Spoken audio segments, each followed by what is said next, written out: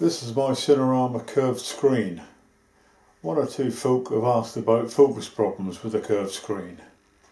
Quite honestly, there aren't any. I'll try and explain.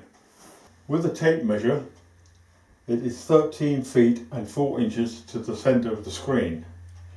It maintains at 13 feet 4 inches from one side, swept round in an arc from the projector to the other side, so 13 foot full. If we take the tape measure again and measure that 13 feet 4 inches to the bottom of the screen and take the tape measure to the top of the screen, we find it's only 12 foot 8, which means that the top of the screen is closer to the projector than the bottom. The projectors are designed for this. They either shoot the picture downwards or upwards. The screen curves in around about 8 inches.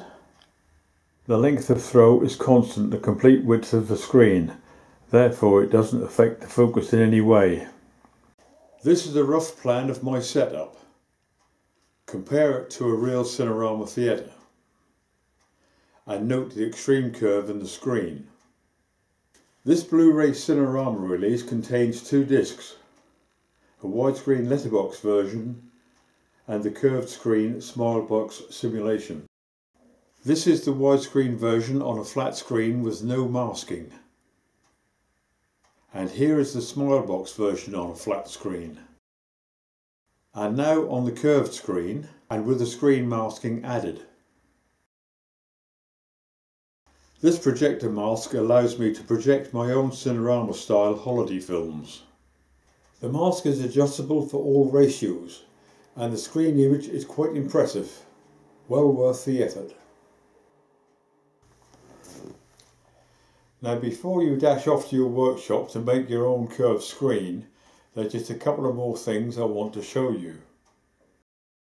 Here we see the widescreen image projected onto a flat screen. And here it is on a curved screen.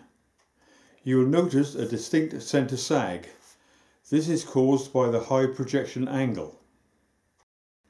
Here you can cut the screen masking to match the frame line, or mask the projector and keep the masking level. This is my preferred option and is the setup for Todio and other 2.2:1 70mm productions. In many cinemas there was a very steep projection angle. To overcome centre sag in 70mm installations, rectified prints would be made. These had a curve upwards and on projection would appear correct. Another way to solve the problem was to build a new projection room in the back stalls. Cinerama theatres always projected straight ahead, and if we look again at the SMILEBOX image, it works really well on the curved screen. The centre sag doesn't affect the image at all. The SMILEBOX image is in effect a rectified print. I've removed the Cinerama screen so we can have a look at the CinemaScope screen.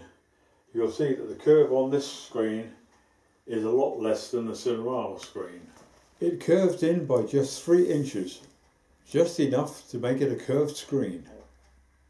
The reason for a curved CinemaScope screen is probably not what you'd expect.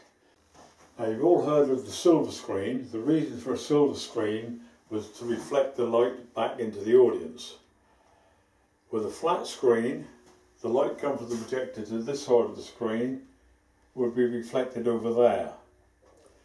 And the light comes from the projector to this side of the screen would be reflected in that direction. This diagram illustrates the uneven light distribution from a flat screen.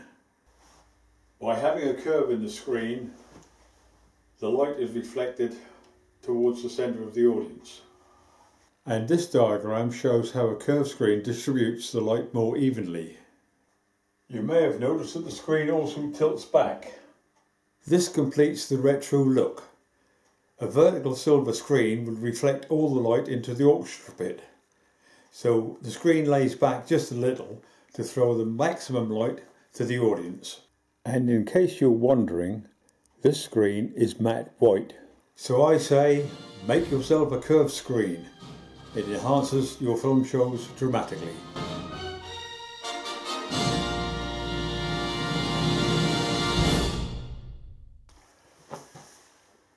There's not a lot of people know that.